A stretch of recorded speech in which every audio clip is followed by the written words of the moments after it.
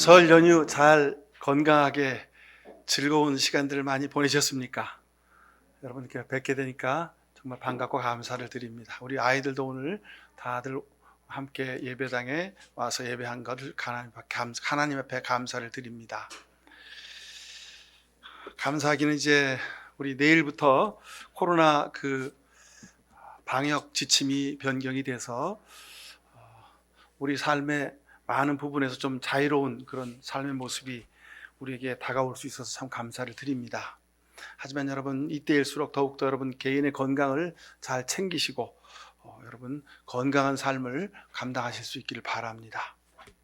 코로나가 이제 우리에게 많이 극복되어가는 과정 가운데 있는데 여러분 우리의 일상도 우리 삶의 모습도 그다음에 우리나라의 경제도 좀 회복이 될 수 있기를 바랍니다. 또 우리가 그리스도인으로서 이 코로나 기간을 정말 만 3년을 꼬박 보냈는데 이제 우리가 걱정해야 할 것은 영적인 팬데믹을 우리가 어떻게 극복할 것이냐, 이게 큰 과제로 남았습니다.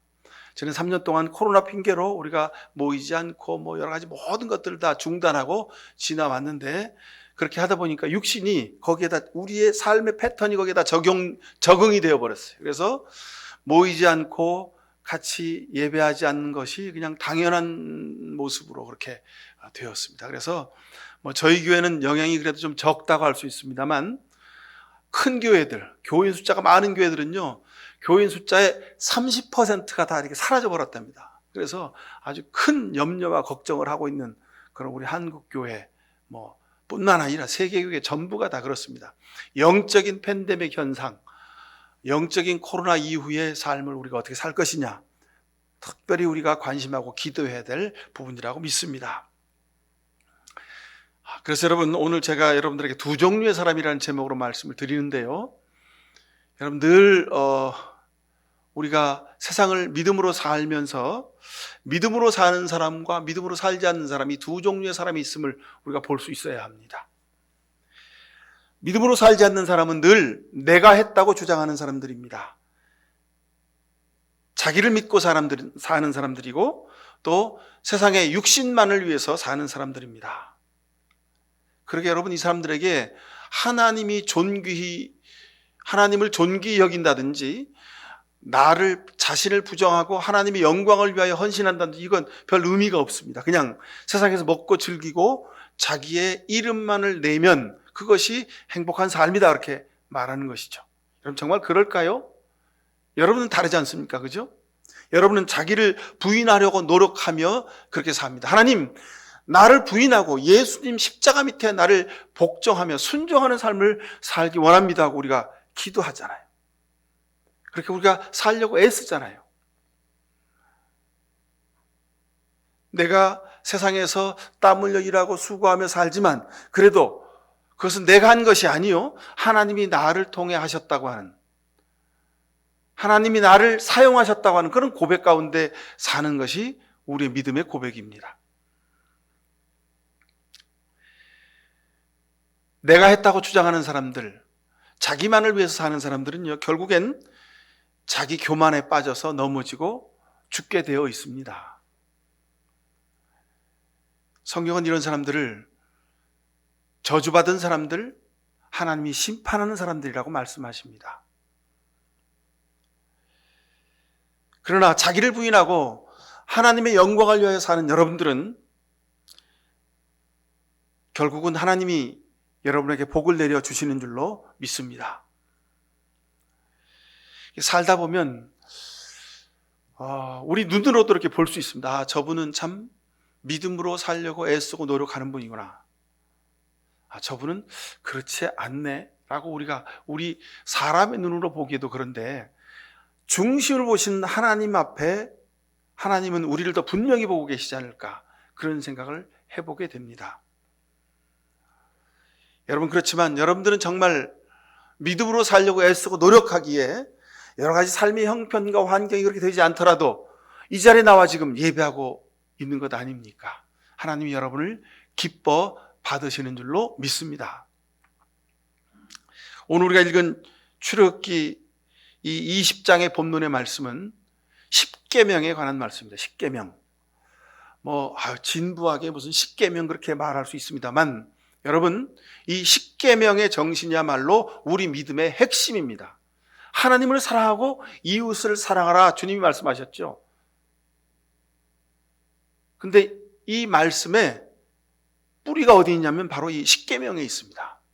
오늘 우리가 본 17절 말씀까지 읽었는데 6절까지 7절까지의 말씀은 하나님을 어떻게 사랑하는지에 관한 말씀이고, 그리고 8절부터 17절까지는 이웃을 어떻게 사랑할 것이냐는 삶의 고백입니다. 그래서 출애굽기 20장 6절에 보면 나를 사랑하고 나의 계명을 지키는 사람에게는 수천 대 자손에 이르기까지 한결같은 사랑을 베풀어 주겠다 말씀하셨습니다. 하나님의 이 약속을 여러분 꼭 기억하시고 살아가실 수 있길 바랍니다. 6절 말씀 제가 읽어드렸는데 5절에 보면 나는 질투하는 하나님이다 그랬어요. 그래서 하나님보다 더 소중히 여기고 하나님보다 더 귀중히 여기는 것이 있으면 하나님이 질투하시겠다고 말씀하십니다. 여러분, 왜 질투합니까? 사랑하기 때문에 그렇습니다. 너 나보다 사랑하는 게 세상에 더 많이 있어? 그러면 안 돼. 세상에 나보다 더 귀중한 게 있어? 그러면 안 돼. 하나님이 이렇게 말씀하시는 겁니다. 자, 구체적으로 제가 예를 한번 들어보겠습니다. 창세기 28장 20절에서 22절까지 보면 야곱의 기도가 나옵니다.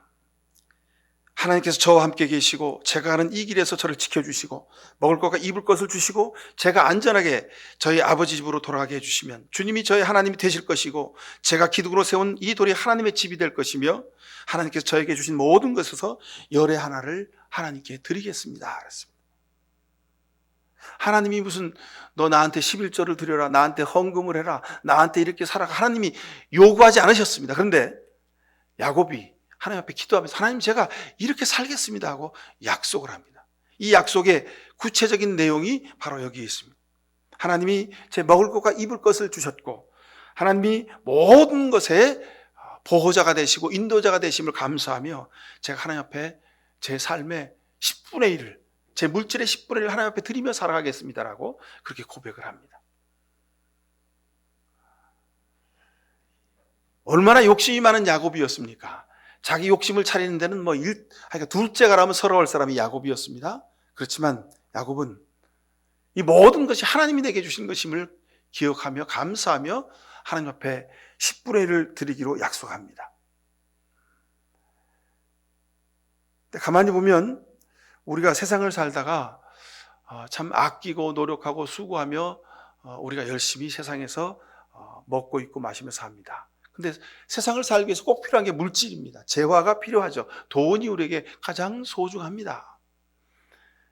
근데 그 돈이 너무도 아깝고 소중한 나머지 열을 다 내 것으로 가지고 내 것이라고 생각하기가 쉽습니다. 근데 야곱은 모든 것이 하나님의 것이기에 그 중에 10분의 1을 하나님 앞에 성별하여 예물로 드리는 이 일을 시작합니다.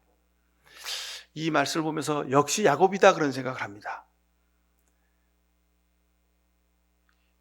하나님이 주신 10개를 온전히 다 누리고 살기 위해서 하나님 앞에 10분의 1을 드리는 겁니다. 더 쉽게 얘기하면 10분의 1을 아끼려다가 10분의 9를 놓치지 않으려는 야곱의 믿음의 고백인 것을 우리가 볼 수 있습니다. 내가 번 물질, 돈으로 한 달, 1년 살아가는데 그걸 다 써도 모자란데 목사님 뭘 어떻게 드립니까? 그렇게 우리가 생각할 수도 있습니다만, 그러나 여러분 다시 한번 생각하십시오. 하나님 내게 주신 전부를 다 소중히 사용할 수 있는 방법이 바로 여기 있습니다. 때로는 아까워서 손이 오므러질지라도 내가 10분의 1을 하나님께 드림으로 10분의 9를 온전히 쓸 수 있도록, 내가 사용할 수 있도록 하나님이 우리에게 은혜를 내려주심을 기억하시길 바랍니다. 야곱은 참 그런 점에서 지혜로운 사람이었습니다. 그래서 야곱은 평생에 부족하지 않게 넉넉하게 살 수 있었던 모습을 우리가 봅니다. 여러분도 새해를 살면서 야곱처럼 지혜롭게 선택하실 수 있길 바랍니다. 또 하나는 감사하면 사는 사람과 불평하는 이런 두 종류의 사람이 있습니다. 출애굽기 16장 3절에 보면 이스라엘 자손이 그들에게 이르되 우리가 애굽 땅에서 고기 가마 곁에 앉아서 떡을 배불리 먹고 마시던 그때를 기억한다. 우리 그냥 거기서 하나님 손에 죽었으면 좋은데 왜 이 광야에 우리를 이끌어내 가지고 이 광야에서 우리가 이렇게 목마르고 배고라 죽게 하냐고 이스라엘 회중이 모세 앞에서 막 항의를 합니다. 홍해 앞에서 죽는다고 했습니다. 광야에서 물이 없다고 불평했습니다.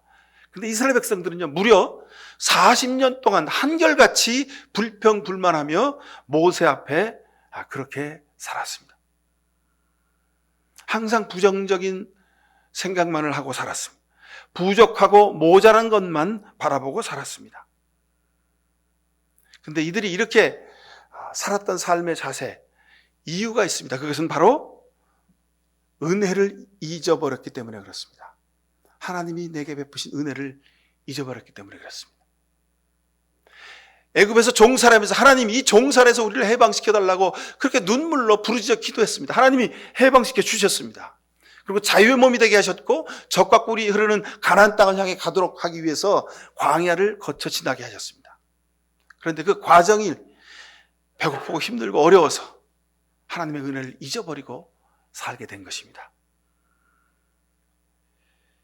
여러분, 우리가 사는 삶도 마찬가지입니다. 우리가 지금 광야를 지나며 살고 있습니다. 은혜를 기억하고 은혜를 우리가 감사하는 삶을 여러분 살아가실 수 있길 바랍니다. 하나님 여러분께 베푸신 것들을 기억하시길 바랍니다. 근데 우리는 그거 싹 다 잊어버리고 현실에 부족한 것만 바라보게 됩니다. 그래서 모자라고 부족한 것 투성이라고 우리가 불평불만하게 되는 것이죠.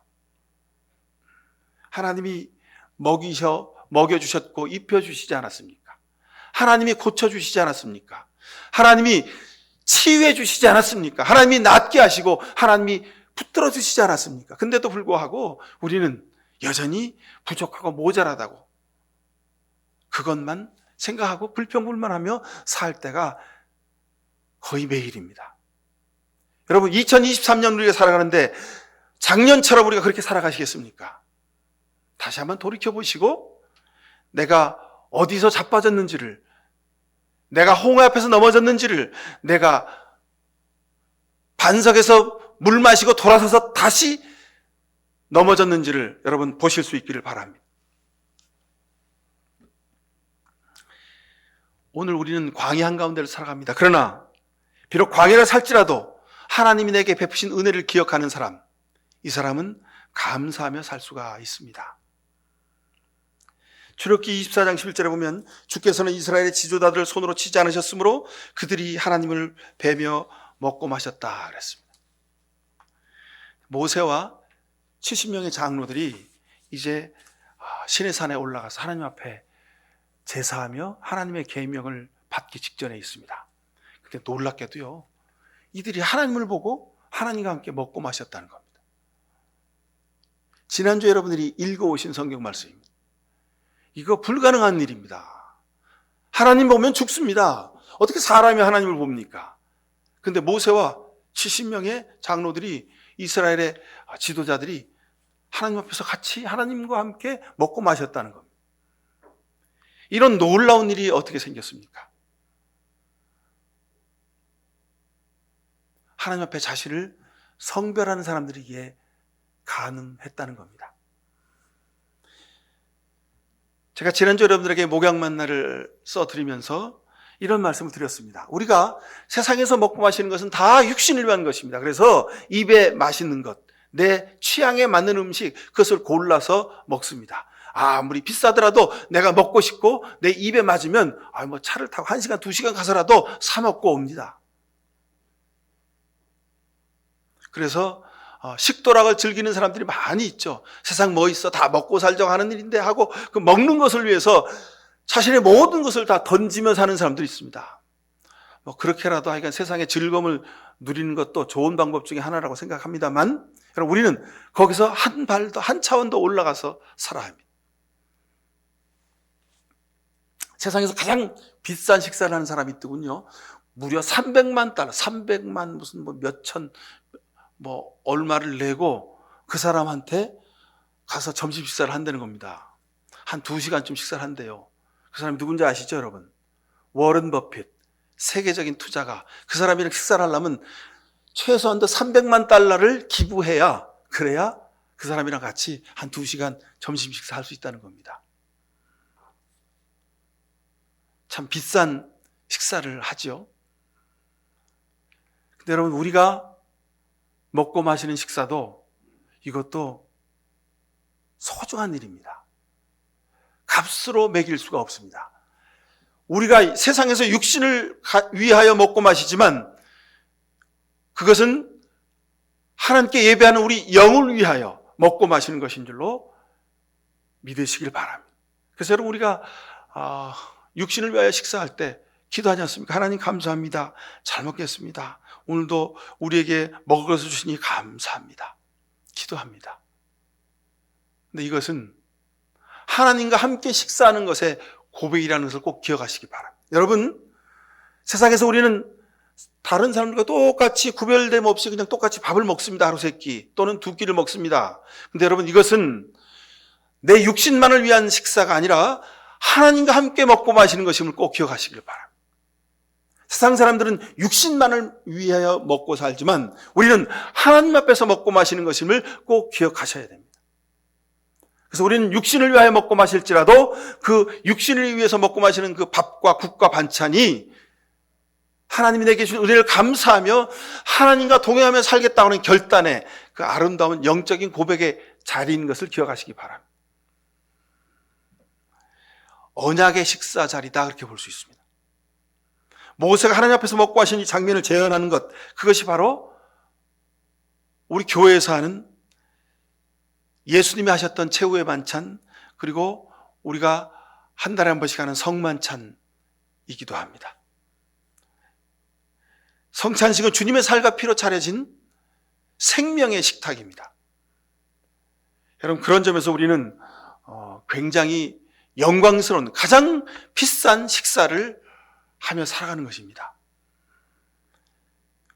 자, 우리가 코로나 때문에 교회 공동식사를 하지 못하고 지금껏 지나왔습니다. 근데 여러분, 교회 공동식사는 바로 모세가 시내산에서 70인 장로들과 함께 했던 그 영광스러운 거룩한 식탁을 재현하는 그런 전통의 계승입니다.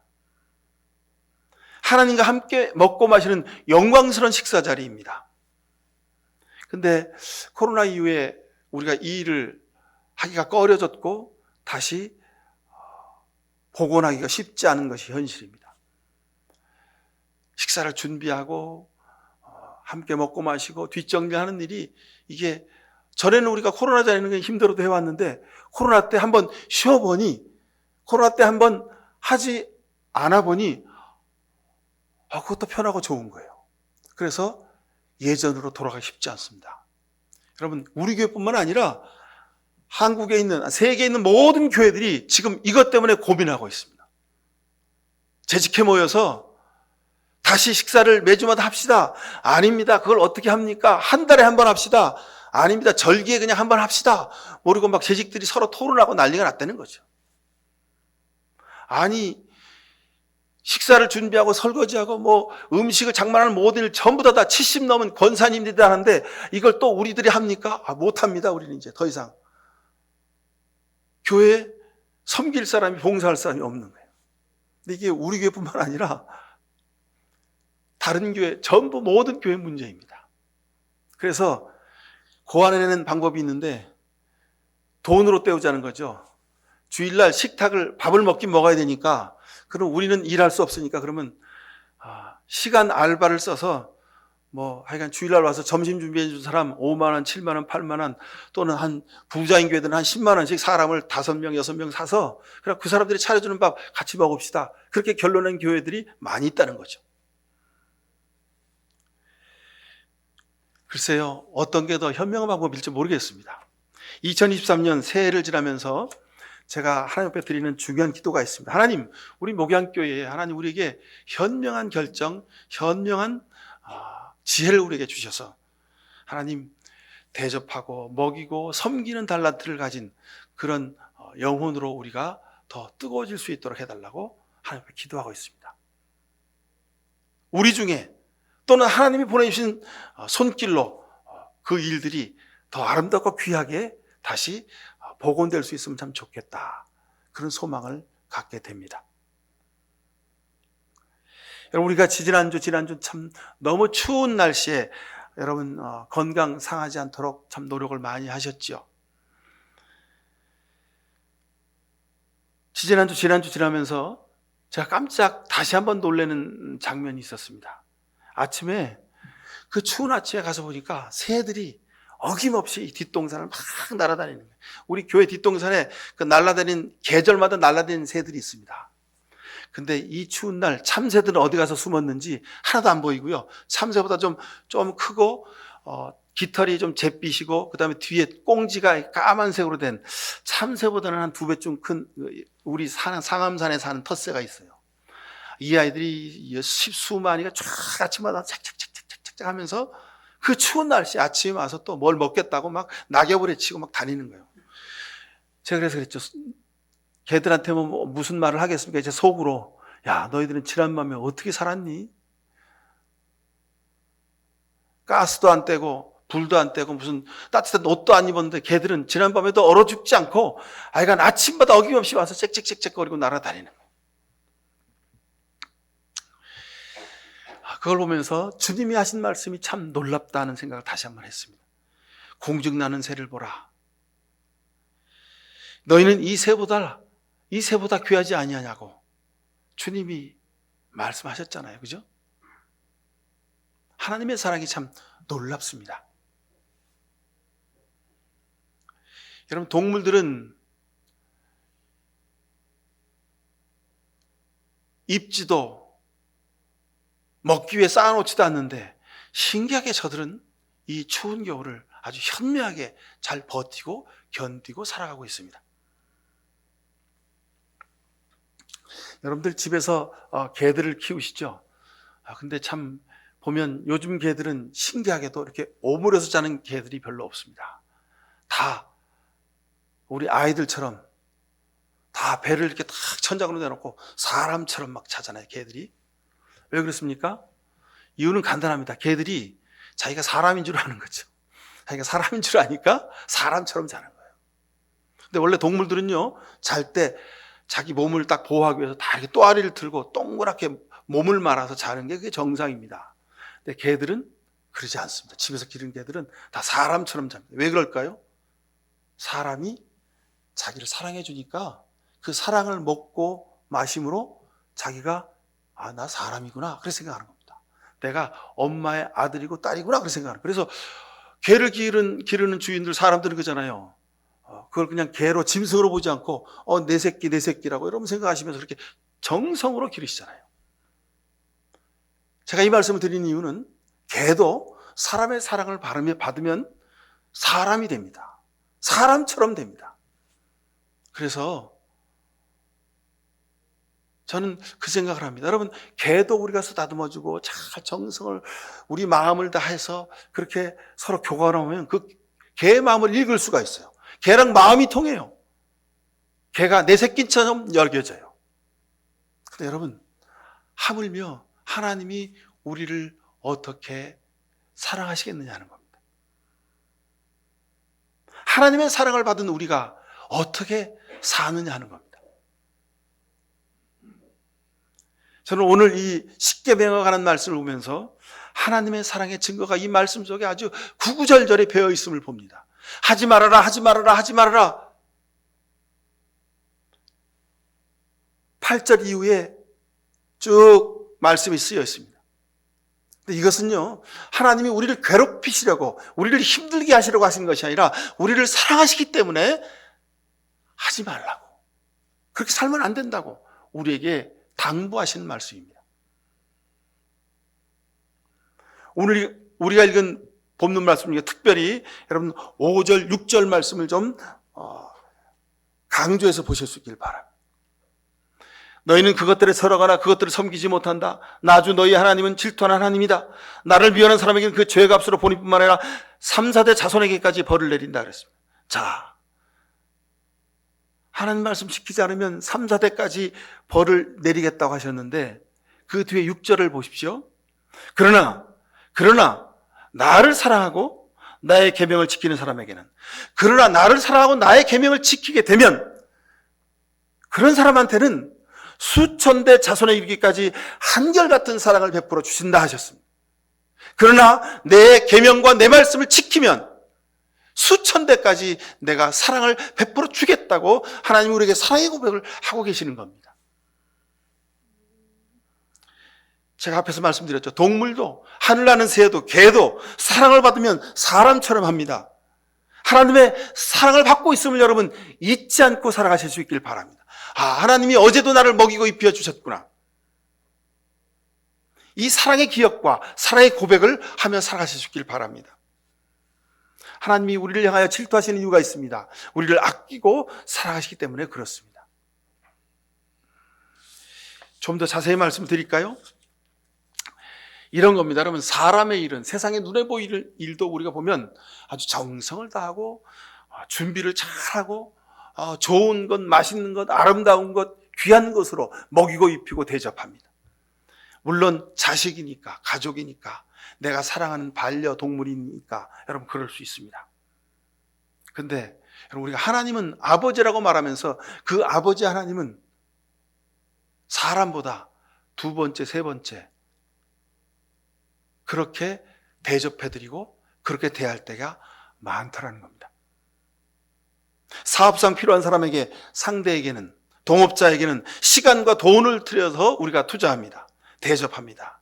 근데 하나님에게는 시간이 나면, 형편이 되면 합니다. 그래서 하나님이 나 질투하는 하나님이거든, 그렇게 말씀하신 이유가 여기 있습니다. 여러분, 우리가 지금까지 살아온 삶의 모습 속에 하나님이 우리에게 베푸시는 것을 잊지 않고 기억하며 살아가는 2023년 되실 수 있길 바랍니다. 오늘 우리가 보고 있는 이 6절 말씀, 그러나 나를 사랑하고 나의 계명을 지키는 사람에게는 수천 대 자손에 이르기까지 한결같은 사랑을 베푸신다고 약속해 주셨습니다. 여러분, 이 말씀 늘 기억하고 살아가실 수 있길 바랍니다. 그러나 지금까지는 내 육신만을 위해서, 눈에 보이는 사람을 위해서 그렇게 살아왔지만, 그러나 이제 2023년도에는 보이지 아니하시는 하나님, 그 하나님의 은혜와 사랑을 기억하며 여러분 하나님을 최고로 섬기고 대접해 드릴 수 있길 바랍니다. 세상에는 두 종류의 사람이 있다고 말씀드렸습니다. 하나님을 미워하는 사람, 하나님을 사랑하는 사람. 여러분, 내 삶의 구체적인 모습이 질투하시는 하나님 앞에서 하나님을 미워하는 것일까? 하나님을 사랑하는 것일까? 여러분 늘 선택하며 여러분 손과 발을, 여러분 생각을, 여러분의 행동을 결정하실 수 있길 바랍니다.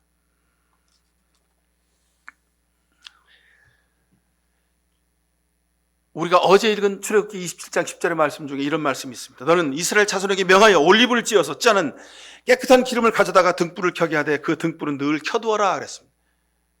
옛날 이스라엘 백성들이 광야에서 성막 안에 제단을 두고 하나님이 임하시는 그 지성소 앞에 등불을 늘 켜두라고 했습니다. 자, 우리 교회 예배당에도 그 등불을 상징하는 불들이 여러 개 있습니다만 저기 벽에 가운데 가장 두꺼운 기둥에 저기 불이 하나 켜 있죠? 그걸 기억해서 저 등불은 365일 거의 끄지 않습니다. 다른 분들이 혹시 불을 아끼려고 코드를 뽑는 경우가 아니면 저 불은 늘 켜 있습니다. 그리고 우리 교회 앞에 재단에 이 LED 등도요, 늘 360을 끄지 않습니다. 근데 중요한 것은 눈에 보이는 전등불을 켜놓는 것이 중요한 것이 아니라 여러분 하나님 앞에서 하나님을 사랑하는 여러분 영혼의 그 사랑의 마음을 늘 끄지 않고 켜두실 수 있기를 간절히 바랍니다. 세상 사람은요, 자기를 위한 것에는요, 자다가도 벌떡 깹니다. 돈이 생기는 일이 있으면 여러분 밤을 새워서 일합니다. 근데 여러분, 그것보다 한 발 앞서서 하나님이 기뻐하시는 일을 위해서는, 하나님 말씀을 위해서는 우리가 어떻게 사는지를 돌이켜보실 수 있기를 바랍니다. 제단에 등불을 켜두라, 이 말은 그냥 전깃불 하나를 켜두고 촛불을 켜두라, 등불을 켜두라, 이 말씀을 넘어서는 것입니다. 하나님을 사랑하는 마음을 꺼트리지 말라는 겁니다. 2023년 여러분, 살아가는 우리 삶의 모든 삶의 장면들 가운데, 순간들 속에서 하나님을 사랑하는 것을 제1로 삼아 살아가실 수 있기를 간절히 바랍니다. 여러분, 성소에 등불을 켜놓으려면 등잔이 필요하고, 그 등잔에 기름이 있어야 그 심지를 태워서 심지를 통해서 기름이 타면서 등불이 계속 켜있게 되는 거죠. 우리 영적인 등잔에 등불을 켜놓기 위해서는 하나님 앞에 우리의 말씀과 기도의 기름이 필요합니다. 그래서 우리가 매일마다 하나님 말씀 읽는 겁니다. 그 말씀 읽으면서 기도하는 겁니다.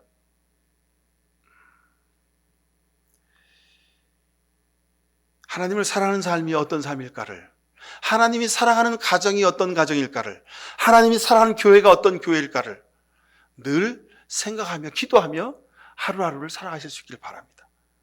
그러면 하나님이 여러분을 존중히 여기시고, 하나님이 여러분을 소중하게 여기시고 가장 좋은 것으로 먹이시고 입혀주실 줄로 믿습니다. 이런 복을 누리는 우리 모두가 되실 수 있기를 간절히 축원을 드립니다. 기도하십시다. 사랑의 아버지 하나님, 우리를 불쌍히 여겨 주옵소서. 세상 살면서 좋은 것, 아름다운 것, 귀한 것, 만난 것, 그런 것들을 위하여 우리가 열심히 살아갑니다. 그래서 그것을 누리고 입고 먹고 마시면 우리 삶의 기쁨과 행복을 우리가 누리게 됩니다. 그러나 2023년도에는 우리가 한 걸음 더 나가서 하나님이 기뻐하시는 일, 하나님을 사랑하는 삶을 위하여 더 정진하게 하옵소서. 그래서 말씀과 기도로 우리 삶이 더욱더 거룩해지게 하시고 하나님이 기뻐하시는 일에 최선 다하는 우리가 되게 하여 주옵소서. 그래서 세상에 우리가 비록 육신을 가지고 살더라도, 세상 사람과 똑같은 삶을 살지라도 우리 영은 날마다 거룩하게 구별되는 아름다운 하나님의 아들, 딸들로 자라나게 하여 주옵소서. 예수 그리스도 이름으로 기도하옵나이다. 아멘.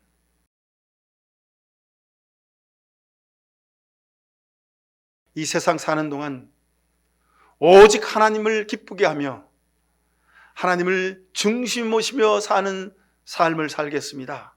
이런 귀한 결단하는 이 시간 머리숙인 모든 죄 백성들에게 하나님 아버지의 놀라우신 사랑과 예수 그리스도의 십자가의 은혜와 성령의 복내려 주심이 저들의 눈물의 기도와 사랑하는 가정과 땀 흘리는 일터와 그리고 우리 목양교회와 이 대한민국 위에 지금부터 영원히 함께해 주시옵기만을 간절히 축원하옵나이다. 아멘.